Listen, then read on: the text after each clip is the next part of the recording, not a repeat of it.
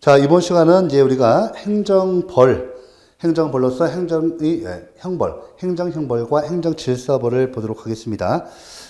이렇게 이제 어려운 부분은 아니고요.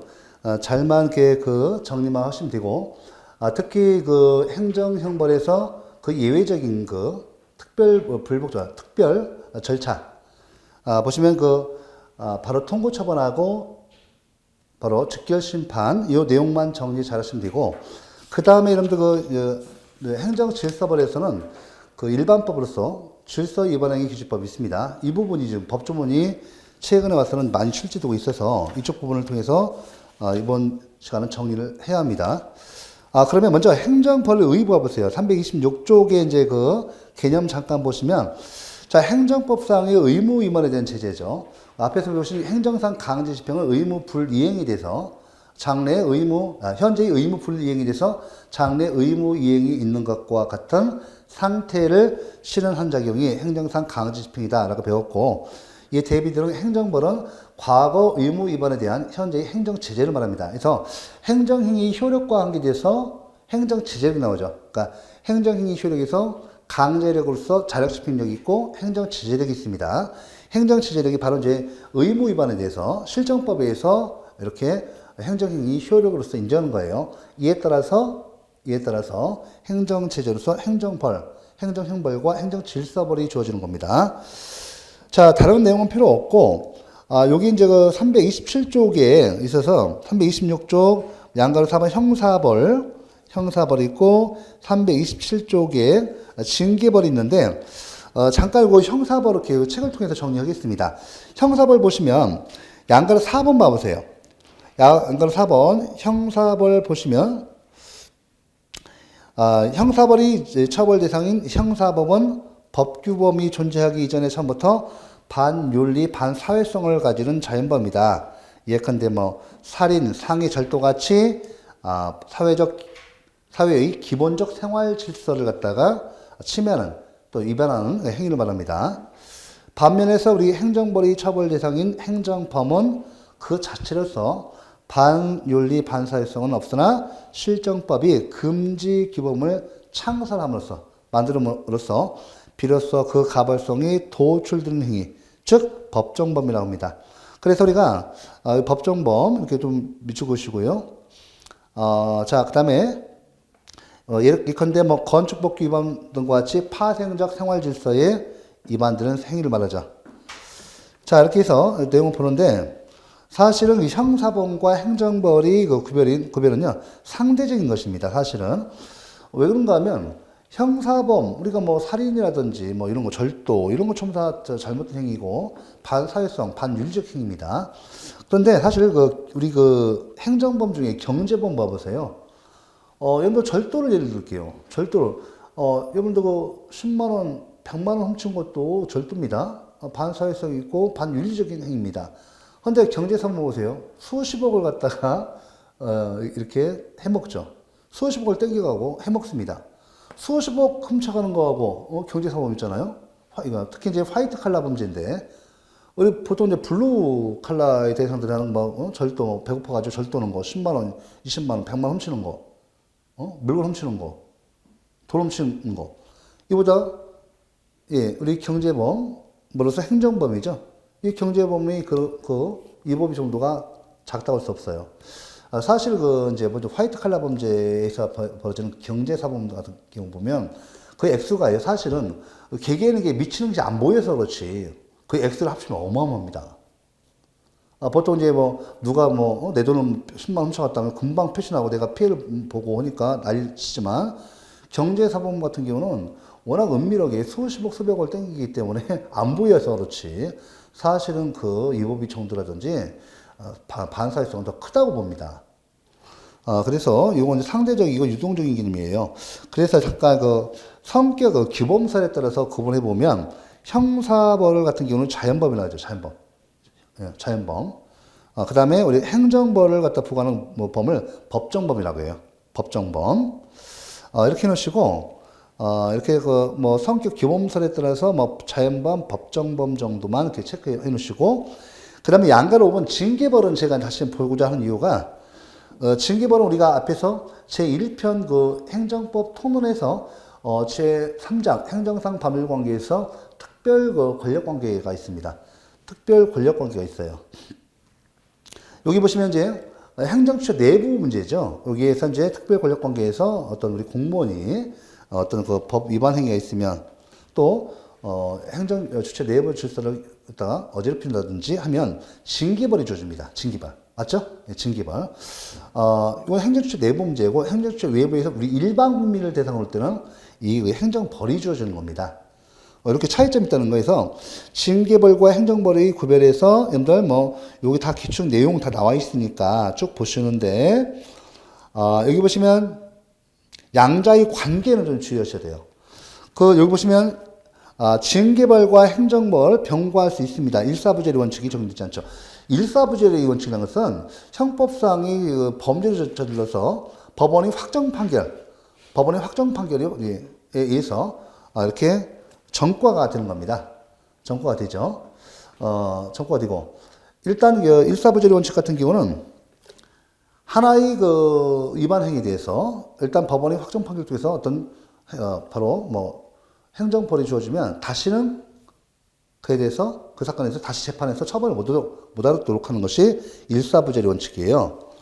근데 우리 일사부재리 원칙 바로 행정벌에서 적용되고 행정형벌에서 적용됩니다. 그러면 예를 들어 볼게요. 가변한 공무원이 수뢰 뇌물을 받아먹었어요. 뇌물을 받아먹으면 이때 두 가지 측면 문제가 되죠. 먼저 형법상 수뢰죄가 성립합니다. 형법상 형사사건으로서 형사법상 수뢰죄로 처벌됩니다. 이것은 그죠? 행정주체 외부 문제예요. 외부 문제죠. 행정주체 내부에서는 무슨 문제가 있습니까?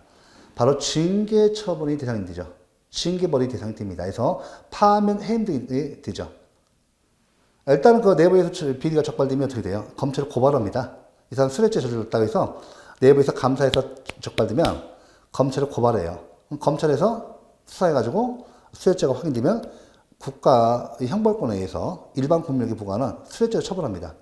처벌하고 내부적으로 이제 국가공무원법상, 지방공무원법상 징계벌을 부과합니다. 파면 해임, 징계 처분에 의해서 파면 해임 등 이렇게 징계벌을 부과되죠. 그러니까 병과할 수가 있어요. 아시겠죠? 예. 이거고. 여기, 그 다음에 두 번째 점 잠깐 볼 것이 있는데요. 이거 공무원이, 327쪽에 양가로 5번 징계벌 도표 보고 있습니다, 지금. 양자의 관계에서 두 번째 봐보세요. 공무원이 형사 입건되어 재판이 진행 중이거나 수사기관에서 수사가 진행 중인 때에는 징계 절차를 진행하지 못하게 되어 있었으나, 현재는 예외적으로 징계 절차를 중지할 수 있습니다. 이 내용도 처음에 한번 나왔어요. 이거 체크해 놓으시기 바랍니다. 여기 이제 일사부재리 원칙, 이게 또 왼쪽에 블랭크 날개 부분에 보면 정리된 것이 있으니까 정리해서 보시고. 그 다음에요. 328쪽에 행정벌이 법적 근거. 요거 잠깐 보시면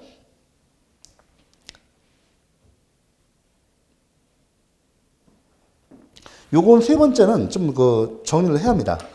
왜 그런가 하면 세 번째 행정벌이 법적 근거.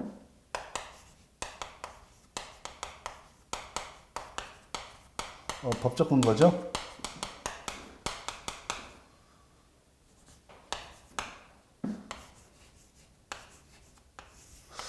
우리 행정벌은 두 가지가 있죠. 종류가. 행정형벌이 있는데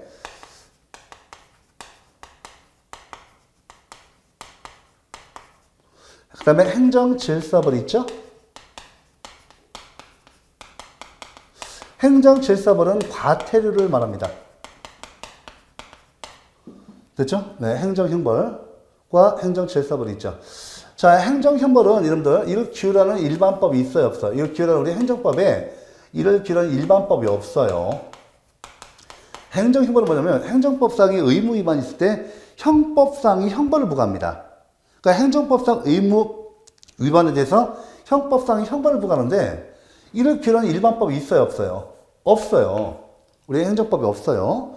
그래서 이것은 자, 원칙적으로, 그죠? 원칙적으로 뭐가 적용돼요? 원칙적으로 형법 총칙이 적용됩니다. 형법 총칙이 적용되고, 그 다음에 형사소송법에 의해서 형벌을 부과합니다.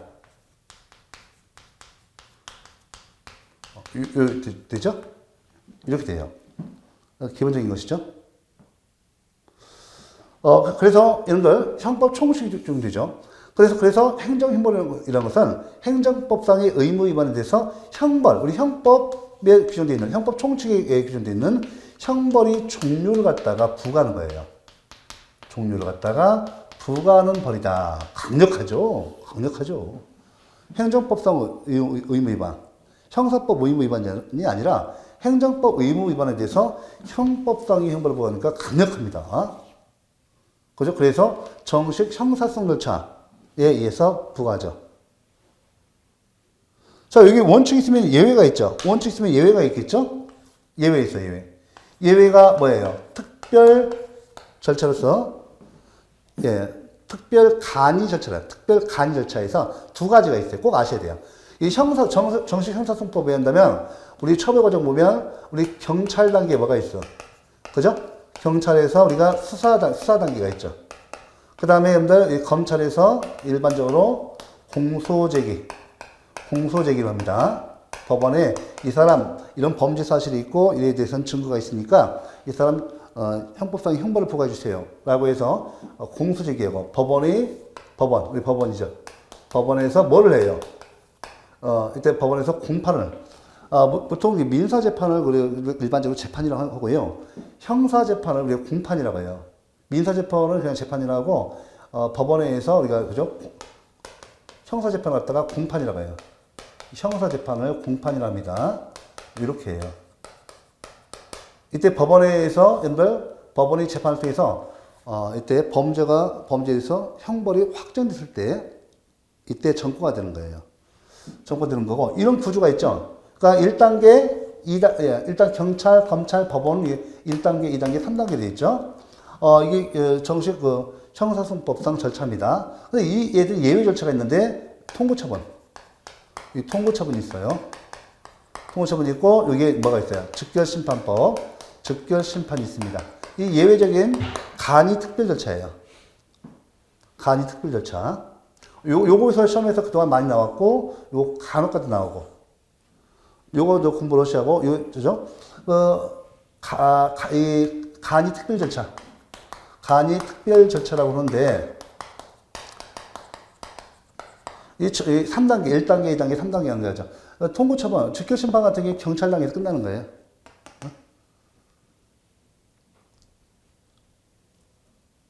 통고처분도 마찬가지로 이 경찰 단계에서 끝납니다. 1단계에 끝나는 거죠. 3단계 안 가고, 그래서 간이 특별 절차라는 거예요. 이 경찰 단계에서 끝내버립니다.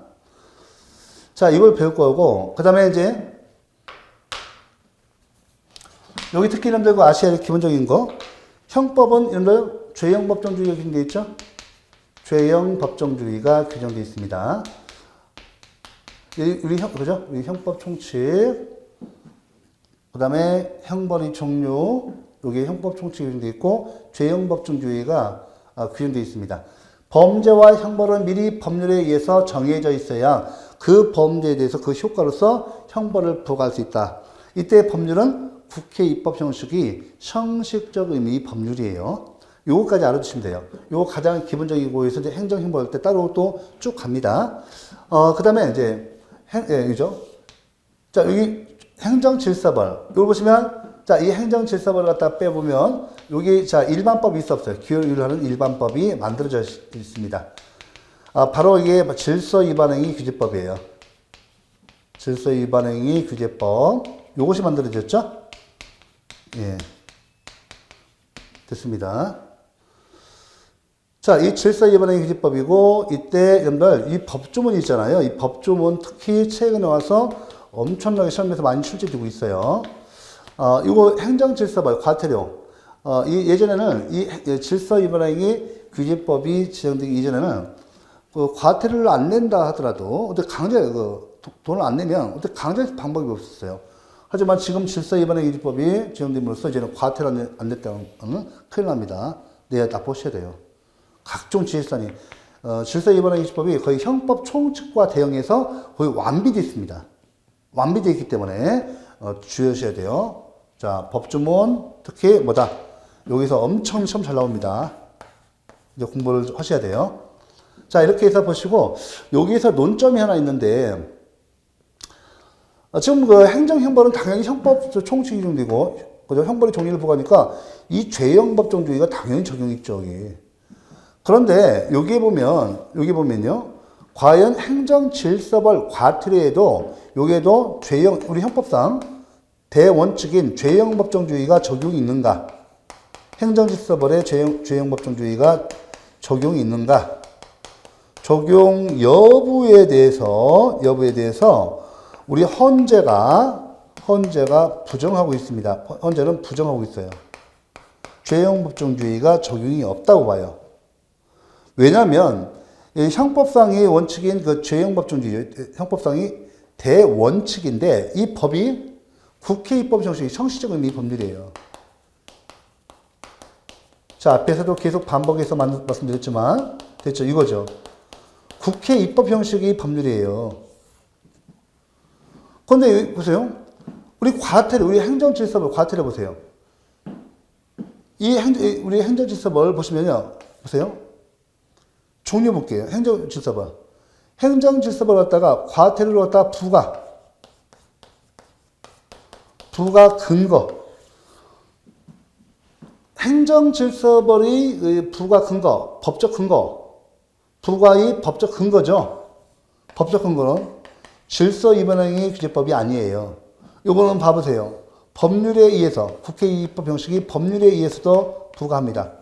만약에 위임한 경우는 위임명령이 있죠. 그러니까 이 법규명령도 가능해요. 어? 자, 보세요. 아, 이건 문제다. 이건 문제가 안 되지, 이건. 왜 개별적 수치적 위임. 우리가 그 법규명령에서 위임입법에서 보면, 그죠? 위임법에 배우셨잖아요. 자, 처벌조항, 형벌, 처벌조항. 이것도 위임할 수 있는가? 그렇죠. 제가 그때 봤죠. 근거법률에서 범죄 구성 요건의 구체적인 기준을 정하고 처벌, 형벌의 상한과 하한 및 그 종류를 정해서 처벌법규도 위임할 수 있다. 형벌법규도 위임할 수 있다.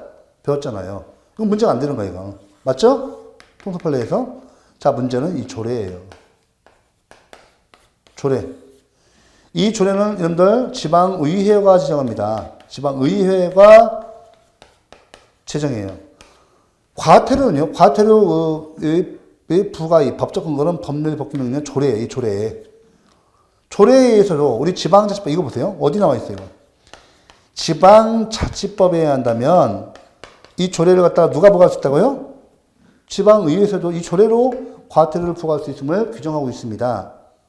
그래서 우리 헌재는 그죠? 이 죄형법정주의가 이와 같이 행정질서벌 같은 경우는 이 조례에 의해서도 부과가 가능하니까 이때 법은 뭐다? 형식적 의미 법률, 국회 입법 형식의 법률만을 의미하기 때문에 이 조례가 그죠? 이 행정질서벌에는 적용이 없다. 됐죠? 요 내용이에요. 그래서 질서위반행위 규제법 같은 경우는 입법적으로 해결했습니다. 질서위반행위 법정주의, 그죠? 이때 조례에 의한 경우도 포함한다. 이렇게 돼 있어요. 입법적으로 해결했습니다. 이론적으로 이게 맞아요. 논리상 맞기 때문에 헌재 입장이 타당하다고 봅니다. 그래서 질서위반행위 규제법에서 이렇게 입법적으로 이때 질서위반행위 법정주의 여기서 이제 보시면 질서위반행위 법정주의가 채택되어 있어요. 여기서 보시면 질서위반행위 법정주의 이게 죄형법정주의 내용입니다.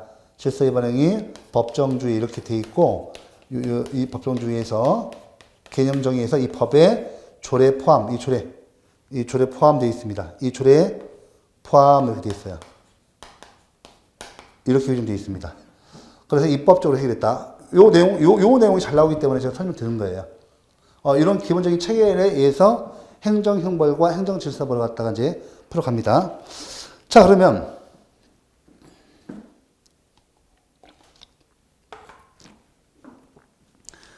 329페이지 행정벌이 종류에서 행정벌이 의 나오죠. 자, 이거 그 형법상의 형법상의 형벌의 종류입니다. 그래서 뭐가 있나 보세요. 두 번째 줄 329페이지 양가로 1번 의에 보시면 형법에 형명이 있는 사형, 징역, 금고, 자격상실, 자격정지, 벌금, 구류, 과료. 여러분들 이때 구류, 과료, 과태료가 아니에요. 과료입니다. 이때 벌금은 5만 원 이상이에요. 구류는 30일 미만. 30일 미만. 그 다음에 과료는 자, 과료 같은 경우는 여러분들 이 벌금은 5만 원 이상이죠. 과료 같은 경우는 그 이하 5만 원 미만이에요. 과료입니다. 이거고 이걸 좀 알아두셔야 돼요. 왜냐하면 뒤에서 직결 심판 같은 경우는 20만 원 이하의 벌금, 구류, 과료가 그 대상입니다. 그래서 이거 좀 그 종류 좀 알아두세요. 다시 한번 사형, 징역, 금고, 자격상실, 자격정지, 벌금, 구류, 과료 이렇게 됩니다. 자, 행정형벌이 법적 근거 다시 한번 나오죠. 형법 총칙 적용. 만약에 그 현행 그 시점법상 행정형벌에 관한 일반법은 없지만 단행법에서 개별적으로 규정이 있으면 그 개별 규정이 우선 적용됩니다. 이것이 없을 때 형법 총칙이 적용돼요. 똑같아요. 일반법이었고 개별법 조항이 있으면 행정형벌에 관한 개별법 조항이 있으면 그걸 적용하고 그것도 없으면 이제 형법 총칙 적용되는 겁니다. 자, 행정형벌의 법적 근거 다시 한번 형법 총칙 적용. 처벌 절차는 형사소송법에 의하지만 예외가 있다. 이거 말씀드렸죠? 예외. 이 두 가지. 자, 행정형벌의 특성 봐보세요. 고의과실. 우리 그 형사법은 고의과실범을 전제로 합니다. 주관적 요소죠. 고의과실을 전제로 합니다. 즉, 우리가 범위라고 해요, 범위. 범죄의 성립에는 원칙적으로 범위가 있어야 된다. 범의, 범죄의사. 그러니까 고의과실을 말합니다. 그 다음에 판례에서 좀 보시면, 여기 그 동그라미 2번 같은 게 체크하세요. 과실의 경우 명문의 규정이 있는 경우뿐만 아니라 관련 법규 해석상 과실 행위 처벌 의지가 명백한 경우에도 과실범을 처벌할 수 있다. 예, 됐죠? 구대기환경부정법의 규정은 고의범은 물론 과실범도 처벌하는 규정이다 이렇게 봤어요. 체크하세요. 이거 한번 나왔습니다. 자, 그 다음에 여러분들 330페이지에 여기 보시면 양벌 규정 나오죠. 여러분들 우리 형사법하고 우리 행정법 측하고 좀 틀려요. 우리 형사법은 자연범, 생명과 신체를 가진 자연범을 기준으로 합니다. 그래서 범죄 능력과 형벌 능력을 볼 때 자연인을 전제로 해요. 아시겠죠? 범죄 능력, 원칙적으로 생명과 신체를 가지고 있는 이 자연인을 전제로 해서 범죄 능력을 인정합니다. 아시겠죠? 형벌 능력도 마찬가지예요. 예. 우리 예를 들면 법인은 우리 자연인과 같은, 그죠? 이런 신체 기관에서 뇌에 있습니까? 혼자 혼자 범죄 저질러요? 아니잖아요. 그죠? 그 안에 자연인이 들어가 있어요. 그래서 원칙적으로 형사법에서는 그 범죄 능력에 대해서, 범죄 능력이라는 것은 범죄의 주체가 될 수 있는 죄에 따른 자격을 말해요. 원칙적으로 자연인만 인정이 돼요. 따라서 형벌 능력, 법인은 신체가 없잖아요. 가둬둘 수 없습니다. 그래서 원칙적으로 형사법에서는 자연인을 전제로 해서 범죄 능력과 형벌 능력을 인정합니다. 하지만 우리 행정법에 오면, 행정법에 이제서 보시면, 예외적으로, 자, 법인 같은 경우도 처벌합니다. 특히 이제, 형사법에서는 이제 범죄 주체로서 범죄 능력이 있는 자, 자연을 전제로 하니까 자연인만 처벌하는데요. 여기 보세요. 우리 행정법에서는 양벌 규정이라는 게 있어요. 그게 바로 지금 말씀드리고자 하는 게 양벌 규정입니다. 법인의 책임과, 그죠? 법인의 책임. 예를 들면, 법인 대표자, 법인이 대표자나 그 종업원이 그 위법행위에 대해서 법인이 대표자와 그 종업원뿐만 아니라 그 법인도 처벌 대상으로 합니다. 즉 벌금이 대상으로 해요. 신체가 없기 때문에 법인은 그래서 벌금이 대상이라든지 과태료 대상이 되게 하죠. 이게 이제 양벌규제 첫 번째 유형이고, 그 다음에 이런 거 보세요. 우리 그 미성년자에 대해서 부모님은 친권자로서 법정 대리인입니다. 법정 대리인이고 친권자예요. 그럼 미성년자의 어떤 우리 행정법 의무 위반에 대해서요 있으면 이때 부모가 그 책임을 지죠. 맞죠? 예, 맞습니다. 타인의 행위에 대한 책임. 왜냐하면 이제 주의하실 것은 주의하셔야 돼요. 미성년자의 우리 행정법상부터 우리 공공기밀을 갖다 파괴했다 이런 거죠. 이렇게 되면 그 부모님이 책임지는데 이 부모님은요 친권자이고 법정대리인이고 친권자인 법정대리인으로서 자기 자녀를 교양할 의무가 있어요. 교양할 의무를 위반해서 자녀가 나가서 지금 공공시설물을 갖다가 손괴 파괴한 거 아닙니까? 그래서 그 자기 책임을 꼭 아셔야 돼요. 그건 자기 책임입니다. 꼭 기억하시고. 자, 그러면 요 내용이 좀 말씀드렸고요. 그러면 우리가 판례에서 타인이 행위된 책임에서 여러분들 요거 한참 좀 몇 번 나오다가 지금은 안 나오지만 요 다시 한번 해놓으셔도 또 나올 수 있습니다. 타인이 행위된 책임, 그 다음에 법인의 책임. 법인의 책임에서 최근에 나왔던 것은 요거죠. 여기서 동그라미 1번 보세요.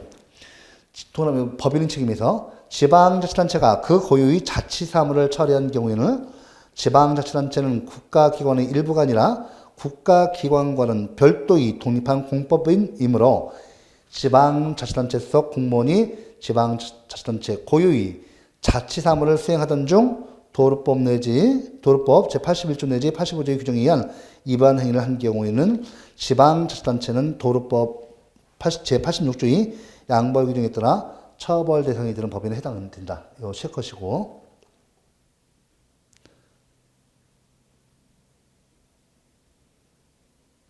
자, 이놓고.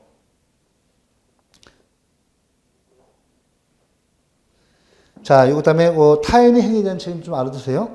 그 다음에 그러면 바로 331조 좀 봐보세요.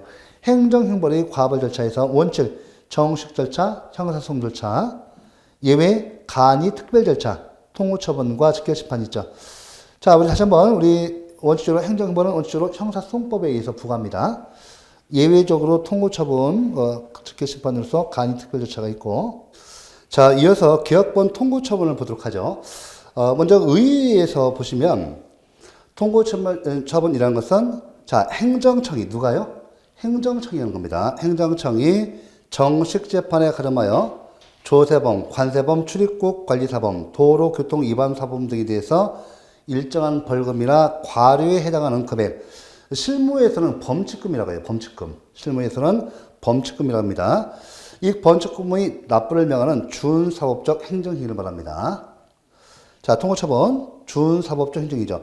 자, 여러분들, 그 행정기관은 본래적 의미 권한이 행정권한입니다. 그런데 행정기관이 입법기관이 하는 행위를 할 때는 준입법행위, 사법기관인 법원이 하는 행위를 할 때는 준사법행위라고 합니다. 그래서 바로 이게 준사법행위예요. 자, 인정 가능성인데, 우리가 현재 그 통고처분을 위해서 헌법재판소가 이것은 이렇게 합헌으로 보고 있습니다. 그 다음에 기능과 관계돼서 이 보시면 통고처분의 기능 A번, B번, C번, D 나오죠. 2번 전과자 발생 방지 등을 썼습니다. 전과자 방지 비추. 이건 기출 드리는 질문입니다. 여러분들 그 전과자라는 것은 정식 형사소송 절차에서 형사재판, 즉 공판, 형사재판을 통해서 확정 판결을 받아서 확정 판결이 났을 때 이때 비로소 전과가 됩니다. 그래서 여러분들 우리 통고처분 같은 경우는 자, 우리 정식 형사소송 절차에서 이 경찰이 수사 단계에서 끝내는 거예요. 끝나는 겁니다. 그래서 법원의 확정 판결이 나지 않기 때문에 전과자 양산을 방지합니다. 중요하죠. 왜냐하면 형사소송법에 의해서 정식 절차에 의한다면 많은 시간과 비용이 걸려요. 예를 들면, 여러분들 도로교통에서요, 여러분들 도로교통법에 보면 무단횡단 있죠? 무단횡단을 하게 되면 여러분들 그 범칙금 부과되죠. 5만원. 그죠? 범칙금 부과됩니다. 그러면 이때 보세요. 이 어떻게 보면 경미한 범죄에 대해서 자, 이 무단횡단 도로교통법 행정법 오임 위반이죠. 이 위반에 대해서 여러분들 어때요? 정식 형사소송 절차에 한다면 먼저 이 사람 체포해야죠. 체포, 구속시켜놓고, 그죠? 예, 이때 경찰 수사를 하고, 이에 따라서 또 뭐라 해요? 검찰에 송치를 하고, 검찰에서 바로 공소제기, 법원에 공소제기를 하고, 법원에서 확정판결을 통해서 범칙금 5만원 부과하는 거예요. 이런 절차에 의한다면 경미한 범죄에 대해서 또 경미한 처벌을 할 것에 대해서 정식 형사소송 절차로 가면 이 전과자가 이제 어마어마 나올 겁니다. 그래서 경미한 범죄에 대해서 경미한 처벌할 때는 이렇게 통고처분제도를 이용해서 이렇게 전과자 양산을 막고 또 간이 신속하게 처리하기 위해서 만들어 놓은 제도가 통고처분제도입니다. 그때 그 통고처분의 법적 근거 보세요. 통고처분의 법적 근거. 이건 일반법이 없어요. 각 개별법에 규정이 있을 때만 인정됩니다. 자, 됐죠? 그 다음에 여러분들, 법적 성질 준사법행위임을 말씀드렸고, 자, 통고처분권자 배분 3개입니다. 통고처분권자 배분 3개. 자, 여러분들, 통고처분권자는 당해 행정청, 처분청이에요. 예. 그래서 여기 보시면, 우리 조세범 처벌에 있어서는 국세청장, 세무서장, 도로교통법 처벌에서는 경찰서장, 관세범 처벌에서는 세관장, 출입국 관리법에 있어서는 출입국 관리사무소장이 됩니다. 여기서 주의할 점은 검사와 법원은 통고처분권자가 아니에요. 네, 통고처분권자가 아닙니다. 통고처분권자는 당의 행정청임을 꼭 기억하시고, 자, 과형 절차 봐보세요. 통고처분은 일반 형사소송 절차의 앞선 절차로서 일정한 위법행위 범법자에게 일정 금액을 납부토록 하고 범칙자가 그 범칙금을 납부하면 처벌이 종료됩니다.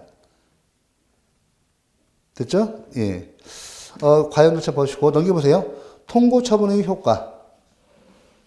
네, 보시고. 자, 여러분들 보시면 통고처분의 효과. 자, 여러분들 도로교통사범 무단횡단을 예를 들겠습니다. 자, 갑이라는 사람이 무단횡단을 하죠. 이때 도로교통법에서 도로교통사범이 돼요. 그럼 이때 처분권자 누구예요? 통고처분, 범칙금 부과하죠. 5만원. 이때 경찰서장이 이름으로 해요. 당해 행정청인 경찰서장이 이름으로 하죠. 권한으로 합니다. 이때 5만원 부과하죠. 5만원 부과하면 이때 그 납부 기한 내에 이 범칙금 5만원을 납부하면 이때 통고처분의 효력이 상실됩니다. 통고처분의 효력이 상실돼요. 자동으로. 자, 그러면 일단 내가 승복하고 범칙금 납부 기한 내에 납부하면 통고처분이 자동으로 상실됩니다. 자, 이에 대해서 다시 저한테 통고처분할 수 있어요, 없어요? 안 됩니다. 일사부재리 원칙에서 안 됩니다. 예, 안 되고. 그 다음에 그러면 통고처분에 대해서 불복을 어떻게 할 것인가? 이것은 불복을 어떻게 할 것인가는 내가, 이때 범칙금 납부 기간 내에 납부하지 않으면 됩니다. 이게 불복입니다. 이게 불복이고. 자, 이에 대해서 만약에 범칙금을 갖다가 무단횡단을 인해서 5만원 범칙금 기간 내에 납부하지 않느냐면 이때 납부 기간이 경과함과 동시에 이 통고처분의 효력이 상실돼요. 납부해도 상실되고 납부하지 않고 그 납부 기간 내에 경과해서 불복으로서 범칙금 납부 기간 내에 납부하지 않고 그 기간이 경과하면 통고처분의 효력이 자동으로 상실되고 이때 경찰서장은 검찰을 고발합니다. 검찰을 고발하면 검찰에서 여기서 정식 공소제기를 해요. 법원에. 아시겠죠? 예. 이렇게 됩니다. 그 다음에 통고처분에 대한 불복, 통고처분의 불이행 말씀드렸어요. 자, 일단 중요한 거예요. 통고처분에 대한 불복, 제가 다시 한번 볼게요. 통고처분의 불복은 그 범칙금 납부 기간 내에 납부하지 않는 것이 불복, 이 방법입니다. 여러분들, 그러면 통고처분은 처분성이 있느냐, 없느냐? 없습니다. 여러분 중요합니다. 여기 통고처분에 대한 불복이죠. 통고처분의 불이행, 별표 3개. 자, 여러분들, 내가 그러면 제가 분명히 통고처분의 불복을 말씀드렸어요. 여러분들 그거 꼭 아셔야 돼요. 정식 형사소송 절차에 대한 예외 절차로서 여기 통고처분이 있는 것이에요. 즉결심판이 있는 거예요. 그렇다 한다면 내가 통고처분이나 즉결심판에 불복하고자 한다면 다시 정식 형사소송 절차로 복귀합니다. 따라서 통고처분은 처분성이 있다. 통고처분이 처분성이 있다는 것은 행정쟁송, 행정소송과 행정심판을 통해서 다툴 수 있다는 뜻입니까?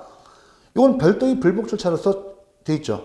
통고처분이 별도의 불복 절차로서 정식 형사소송 절차로 있기 때문에 일반법인 행정쟁송법에 의한 이때 행정심판이나 행정소송을 즐길 수 없어요. 그래서 이 통고처분은 처분성이 부정된다는 뜻이에요. 그죠? 통고처분은 처분성이 부정된다. 즉 행정심판이나 행정소송을 통해서 불복할 수 없다는 뜻이에요. 꼭 아셔야 돼요. 통고처분은 처분성이 부정된다. 맞는 지문입니다. 그래서 우리가 판례 밑에 나오죠? 여기 보세요. 통고라면 1번, 2번 쭉 나오죠. 통고라면 2번 보세요. 통고처분은 행정소송의 대상이들은 행정처분이 아니다. 왜? 이제 정식 형사소송처럼 복귀하니까요. 그죠? 특별불복조차 있습니다. 자, 그 다음에 니은번 즉결심판 보세요. 즉결심판 20만원 이하의 불금, 구류, 과료입니다. 과태료 아닙니다. 미치고시하고. 자, 이렇게 해놓으시고, 그 다음에 행정질서벌 봐보세요. 행정질서벌. 자, 그 다음에, 자, 행정질서벌은 앞에서 잠깐 말씀드렸죠. 여기, 개념 보시고, 이 법적권과 법률유보, 법률 법규 있는 조례 말씀드렸고. 자, 넘겨보세요. 특히 333쪽에, 오른쪽에 그 날개 보시면, 질서 위반행위규제법 제5조 다른 법률과의 관계 나와 있습니다. 보겠습니다. 과태료 부과, 징수, 재판 및 집행 등의 절차에 관한 다른 법률이 규정 등 이 법의 규정에 저촉되는 것은 이 법으로 정하는 바에 따른다. 됐죠? 여러분들 다시 한번 질서 위반행위규제법은 과태료, 행정질서벌이 부과 절차 및 그 불복 방법만을 규정하고 있고 부과하는 법적 근거는 질서 위반의 규칙법이 없어요. 각 개별법에 있습니다. 꼭 아시고, 그 다음에 여러분들 여기 334쪽에 실정법상 과태료의 유형에서 여기 보시면 행정질서벌에 해당하는 과태료는 E와 F 체크하셔야 돼요. 지방자치단체의 조례에 의한 과태료, 행정벌인 과태료만 질서위반행위규칙법에서 규율합니다. 이거 좀 체크를 하셔야 하고, 그 다음에 행정질서벌의 특성에서 행정형벌과의 구별 나오는데, 자, 보시면 이제, 니은번 판례 보세요. 헌법재판소는 행정법 의무 위반 사항에 대해서 행정형벌을 부과할 것인지, 행정질서벌인 과태료를 부과할 것인지는 입법재량사항이라고 판시했습니다. 받으시고, 오른쪽에 이제 335쪽 다시 한번 행정질서벌의 형법 총칙 적용 가능 여부. 여러분들 중요하죠. 기억본 보세요. 형법 총칙이 원칙적으로 적용되지 않습니다. 과태료에는 절차상 형사소송법이 적용도 받지 않습니다. 꼭 기억하시죠. 별표 3개. 행정질서벌 과태료는 형법 총칙 적용 없어요. 그 다음에 형사소송법 절차도 없습니다. 적용 안 됩니다. 질서 위반행위규칙법이 별도로 마련되어 있어요. 자, 니은번 공법상 금전채권인 소멸시효 규정이 과태료 부과권에 적용되는가 주의하시기 바랍니다. 여러분들 국가지정법, 지방지정법에 의한다면 공법상 금전채권인 소멸시효 규정되어 있죠. 몇 년이에요? 원칙으로 5년이죠. 그러면 이 국가지정법, 지방지정법상에 규정되어 있는 공법상의 금전채권의 소멸시효 규정이 과태료 부과권에 적용이 있는가? 없어요. 과태료 부과권은 국가형벌권입니다. 과태료 부과권은 일반적인 공법상 금전채권이 아니에요. 국가형벌권입니다. 그래서 과태료의 부과권에 대해서 공법상 금전채권의 소멸시효는 적용이 되지 않습니다. 꼭 아시고. 그래서 질서 위반행위집법상의 행정질서벌이 부과권의 제척기간과 징수권의 소멸시효가 별도로 규정되어 있습니다. 꼭 아셔야 돼요. 그래서 과태료의 부과권, 행정질서벌의 부과권은 국가 형벌권이니까 이에 대해서는 제척기간은 5년이 규정되어 있고 소멸시효 없어요. 반대로 징수권은 제척기간이 아니라 소멸시효 5년으로 규정되어 있습니다. 꼭 기억하셔야 돼요. 그러니까 과태료 부과권은 국가 형벌권이니까 소멸시효가 인정될 수 없어요. 공법상금물치권이 소멸시효가 인정 안 됩니다. 실정법에서는 부과권은 제척기간이 규정되어 있고 소멸시효 없고, 그 다음에 징수권은 제척기간 없고 소멸시효 5년이 규정되어 있습니다. 자, 그 다음에 행정질서벌과 재형법정주의. 행정형벌은 재형법정주의 적용이 있죠. 우리 다 정리했던 겁니다. 행정질서벌의 재형법정주의 적용인가? 우리 헌법재판소는 재형법정주의 적용이 없다고 봤어요. 이게 중요하고, 질서위반행위 법정주의, 바로 입법으로 해결했죠. 질서위반행위 법정주의가 별도로 규정되어 있습니다. 이때 질서위반행위 법정주의 법은 조례도 포함한다. 이렇게 되어 있죠. 자, 질서위반행위법상의 과태료에서 이 절차가 나오고 있죠. 여러분들 이 법조문은 특강 시간 별도 또 할 거고, 여러분들 지금에서는 개론적으로 이렇게 중요한 사항만 쭉 보도록 하겠습니다. 자, 먼저 여러분들 그 목적 정의에서 여러분들 동그라미 1번 질서위반행위란 법률, 지방자치단체의 이 조례를 포함한다. 상의 의무를 위반하여 과태료를 부과하는 행위를 말합니다. 다만 다음의 어느 하나에 해당하는 행위를 제외한다. 대통령령으로 정하는 사법상, 소송법상 의무를 위반하여 과태료를 부과하는 행위. 대통령령으로 정하는 법률에 따른 징계사유에 해당하여 과태료를 부과하는 행위. 이건 제외돼요. 이거 체크해 놓으십시오. 이 두 번 나왔어요. 자, 그 다음에 오른쪽에 337쪽에 적용 범위, 시간적, 장소적, 적용 제외 과태료 보시고요. 적용 제외 과태료 다시 한번 이거 체크하셔야 한번 앞에 본 거.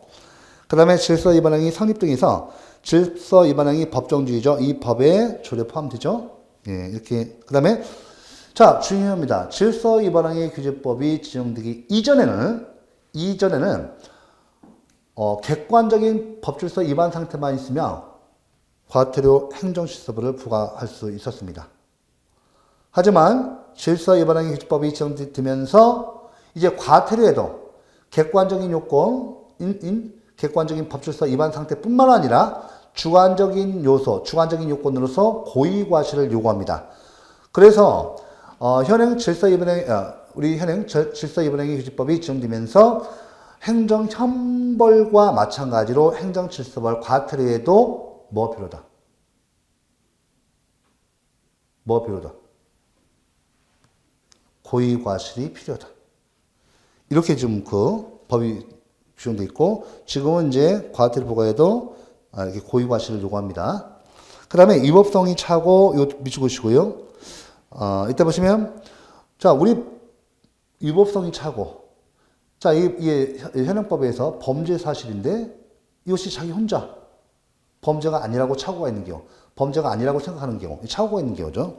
이때요, 위법성이 착오에 그 오인의 정당한 이유가 있을 때만 이때 과태료를 부과하지 않습니다. 위법성이 착오에 그 오인의 정당한 사유가 없으면 이때 처벌받습니다. 그 오인의 정당한 사유가 있는 때 하나야, 그죠? 이거 빠지면 틀려요. 정당한 이유가 있는 때 하나에 빠지면 틀립니다. 자, 부과 대상 보시고 쭉 내용 보시고요. 여기 특히 이제 그 1번 다스리 질서 위반행위 가담 받으셔야 돼요.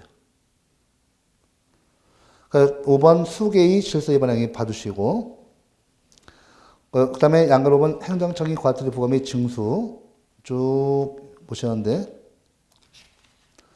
339쪽에 쭉 보시면 나오죠. 신용카드 등에 의한 과태료 납부도 인정됩니다. 넘기시고, 또 자진 납부자에 대한 과태료 감경, 과태료 부과의 지적기간 되어 있죠. 1번. 질서 위반행위 조사 쭉 내용 보시고, 그 다음에 여러분들 오른쪽에 341쪽에 상속 재산 등에 대한 강제집행 있죠. 과태료 내야 합니다, 이제. 예, 과태료, 징수유예 등이 있어요.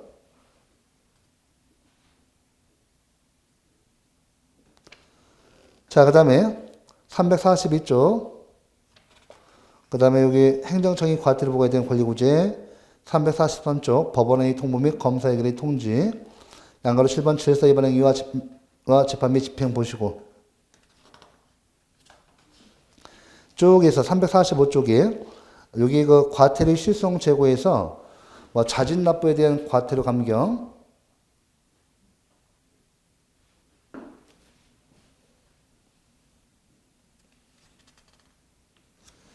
가산금 징수 및 체납처분, 상속재산 등에 대한 집행, 관어사업의 제한, 이거 좀 읽어보세요. 내용 보시고. 그 다음에 쪽에서 346쪽, 여기 그 고액 상습 체납되는 제재 있죠. 이제 과태료는 안 내면 안 됩니다. 또 유인법 보시면 고액 상습 체납제에 대한 감치제도 있죠. 감치제도가 마련되어 있습니다. 그 다음에 자동차 관련 과태료 체납제에 대한 자동차 등록번호판의 영치. 그죠? 이것도 인정되고. 그 다음에 여러분들 347쪽에 지방자치법 행정상 행정질서벌 내용 좀 봐주세요. 예. 그 다음에 348쪽에 병과 가능성에서 자, 행정형벌과 행정질서벌. 하나의 그 행정법상 의무 위반에 대해서, 여기 행정형벌이 규정되어 있고, 행정 질서벌이 규정되어 있으면 병과할 수 있습니다. 이게 이제 판례, 대법원은 이때 병과를 긍정해요. 행정형벌과 행정질서벌은 그 법적 근거와 그 성질을 달리하기 때문에 우리 대법원은 병과를 인정합니다. 별표 3개 해놓으시고요. 헌법재판소는 부정합니다. 대법원 행정소송 관할권을 갖고 있는 대법원을 기준으로 해서 판단을 취하고, 그 다음에 양가로 2번에 징계벌과 행정질서벌, 양가로 3번 행정형벌과 건축법상 이행강제금 병과 가능하죠. 형사벌과 행정처분도 병과 가능합니다. 이거 잘 정리해 놓으시기 바랍니다. 일단은 여기 보시면, 그 다음에 여러분들 여기 그 내용을 보시면, 여기 이제 그 350페이지, 그 새로운 의무 이행 확보단에서 여러분들 여기서 보시면, 금전상의 제재, 뭐 여기 보시면 351쪽 가보세요. 뭐 양가로 이번 가산금, 가산세 나오죠? 이때 가산금, 가산세 요거 개념 의의만 알아두시고요. 특히 여러분들 352쪽의 그 판례 가산세와 관련해서 여기 동그라미 1번이 시험에서 좀 잘 나옵니다. 이 가산세는 납세자의 고의 과실 여부와 관계없이 부과할 수 있다, 이거 체크하셔야 돼요. 그 다음에 과징금이 이제 나오는데, 과징금이 이제 보시면, 이 과징금 같은 경우는 이제 그 전형적 과징금 있죠. 전형적 과징금과 그 다음에 변형된 과징금이 있는데, 특히 여러분들 이 과징금은 독점 규제 및 공정거래에 관한 법률에서 최초로 도입돼요. 요거 좀 의의가 있고, 변형된 과징금을 해서 여객정차운수사법 제88조 요 규정 또 체크하셔야 합니다. 원래 과징금은 우리 경제법상의 의무 위반, 경제법상 의무 위반을 통해서 불법 이익을 취득한 경우 그 불법 이익을 박탈하는 행정지재금의 성격이 있습니다. 그런데요, 이것이 우리나라에 와서 이 과징금이 변형돼요. 전형적 과징금이 변형되는데, 어떤 행정법규를 위반한 경우에 그 위반죄에 대해서 사업의 취소나 정지를 명하는 것에 가름하여 대신하여 사업은 계속할 수 있게 하되 사업을 계속함으로써 얻는 그 이익을 박탈하는 행정지금으로 변화하고 있습니다. 그래서 여객정차운수사법 제88조 마지막에 이거 5천만 원 이하의 과징 가로해놓고 과징 넣기 시험에서 출제된 바가 있습니다. 여러분들 그 다음에 꼭 과징금에서 중요한 것은 과징금은 여러분들 여기 보시면 뭐 유용성이 있어요. 이 전과자가 양산 안 됩니다. 어떻게 보면 경제사범에 대해서 경제인들한테 도움이 되는 거죠, 상당히. 특히 이제 그 과징금은 그 행정행위예요. 행정행위에 불과합니다. 행정행위에 불과합니다. 처분이에요. 그래서 또 과징금에 대해서 여러분들 부과와 징수, 법적 근거 보세요. 여기 유용성에서 니은번 전과자를 양산하지 않는다. 왜? 단지 행정형벌이 아닙니다. 과징금은 행정형벌 아니에요. 과징금은 행정벌의 일종이다. 행정형벌의 일종이다. 틀린 지문이에요. 이거 잘 나옵니다. 니은번. 그러니까 법적 근거 봐보세요. 법적 근거. 이거 과징금을 규정한 일반법이 있어 없어요? 여기 기억번의 두 번째 줄 통식적 규정이 있다 없다? 없어요. 과징금을 규정한 일반법이 없어요. 통식적 규정 없어요. 과징금을 규정은 각 개별법에 규정되어 있고 과징금을 규정한 일반법 없습니다. 그래서 이런 질문 맞을까요? 될까요? 국세기본법은 국세징수법은 과징금이 일반법이다. 틀린 질문. 맞죠?